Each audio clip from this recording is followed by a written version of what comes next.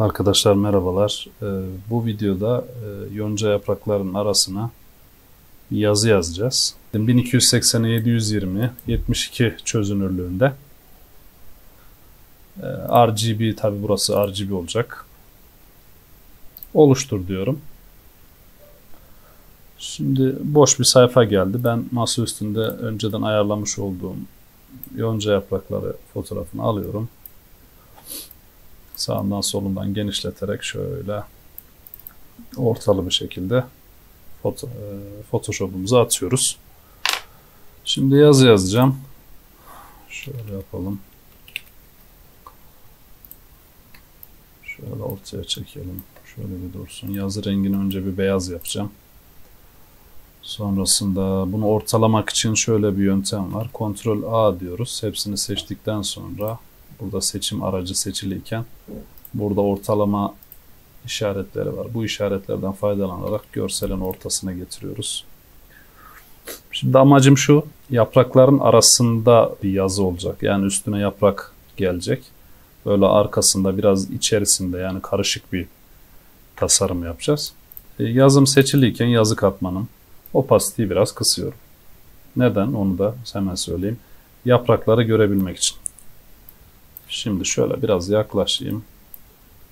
Opacity'yi biraz daha açabilirim. Şimdi buradan silgi aracımı alacağım.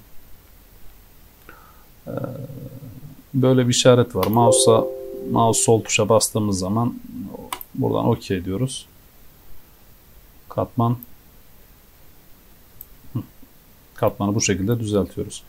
Şimdi fırçamı seçtim buradan. Silgimi seçtim daha doğrusu. Silgimin yumuşaklığını ve sertliğini ayarlayacağım. Onu da nasıl yapıyorum? Alt tuşuna basarken mouse'un sağ tuşuna basılı tutuyorum. Sola doğru mouse'u bakın sola doğru çekiyorum.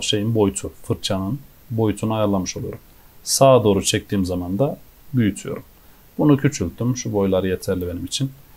Peki yumuşaklığını ayarladım. Şimdi daha doğrusu boyutunu ayarladım. Şimdi de yumuşaklığını ayarlamam gerekiyor. Yumuşaklığı nasıl ayarlıyoruz? Aynı şekilde alt tuşuna basıyorum.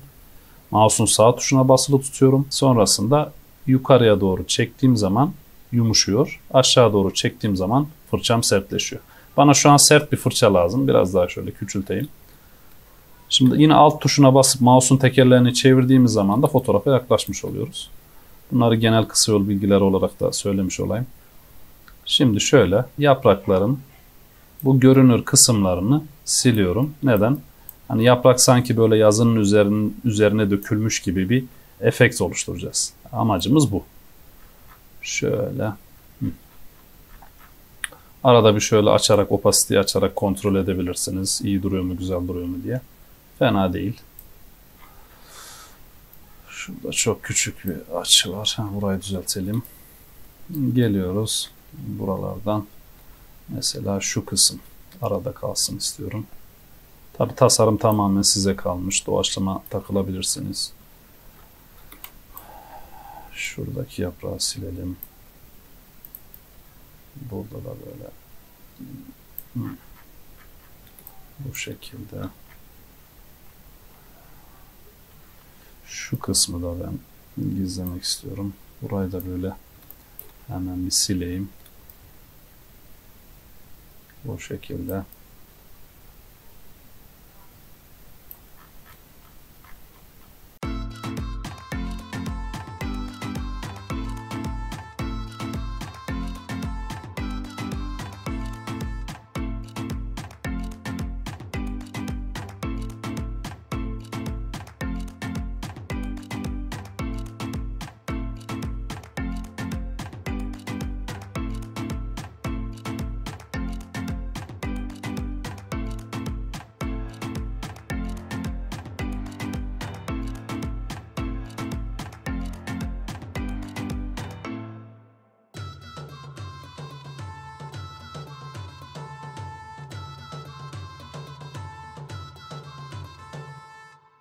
Evet.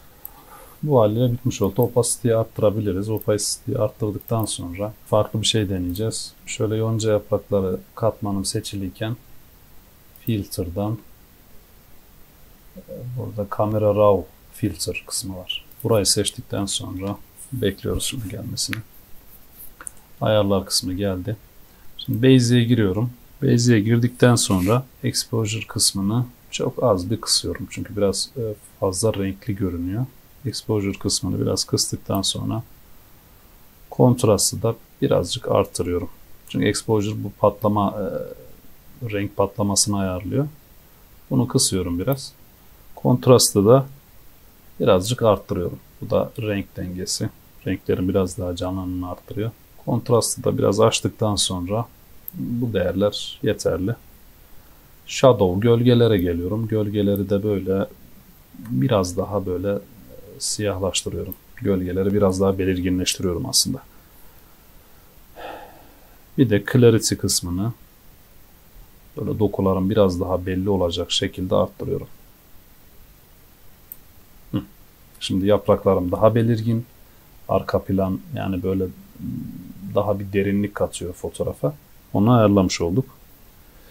Basic kısmını kapatıyorum. Şimdi efekt kısmına geleceğim. Efekt kısmında da derinliği ayarlamak adına buradaki ayarı düşüreceğim. Bu biraz daha böyle alan derinliği oluşturmuş olduk kendimizce. Bu haliyle yeterli. OK diyorum. OK dedikten sonra bakın fotoğrafım daha bir canlı hale geldi. Yani dediğim gibi siz seçimleri daha güzel yaparak, daha detaylı çalışarak çok daha güzel görseller meydana getirebilirsiniz. Şöyle yapacağım. Yaprakların altına biraz gölge eklemek adına yazı katmanım seçilirken kontrole basıp yazıyı seçiyorum. Bakın burada çizgilerden belli yazıyı seçmiş olduk. Bunu niye yaptım? Yaprakların altına biraz gölge ekleyeceğim. Yazımdan ayrı olarak yeni bir katman daha ekliyorum. Fırçamı seçeceğim buradan. Fırçayı seçtim. Siyah olacak fırçam. Üst taraftaki kutu siyah olduğu için siyah yapmış oldum. Biraz fırçamı büyütüyorum ve yumuşaklığını keskin değil de yumuşak olmasını istiyorum. Gölgeleri belirleyeceğim çünkü. Şöyle yaprakların alt kısımlarına şöyle birazcık derinlik katsın diye böyle gölgeler ekleyeceğim. Fırçayla yumuşak yumuşak dokunuşlar yapıyorum şöyle. Burası sanki biraz fazla oldu. Şöyle az az. Bu haliyle şöyle birazcık hani derinlik katma adına. Çok fazla oldu.